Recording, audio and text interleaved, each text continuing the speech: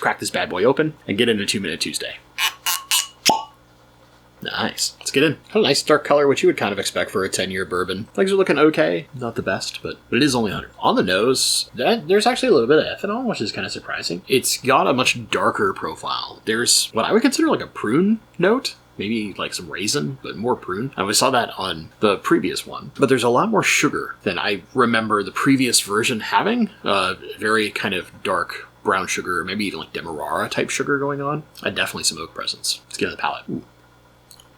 Okay, that changed quick. So there's a nice upfront sweetness, definitely that kind of brown sugar, wood sugar type sweetness that I typically enjoy when you start getting a little bit older bourbon. And then there's definitely like a prune or kind of raisiny note. And I think that's okay. Like, I like that because it's different. As it travels kind of toward the mid palate and into the finish, it does get a touch tannic and bitter. And you probably saw that in the reaction to my face, first kind of experiencing my first sip on this. Let's go back in, get a little bit more. There is more ethanol on the nose than there is on the palate. Man, that brown sugar and kind of prune or raisiny thing that's going on, it's a little more pruny to me than raisin, but it has some slight bitter notes to it, which I've had in some other whiskeys before that are finished. So that's kind of interesting that it's present here in this unfinished 10-year bourbon. I will say, like, it has a really good linger. There's a nice kind of barrel spice influence. You feel that kind of warm Kentucky hug. It sits like right here for like right in the throat, basically.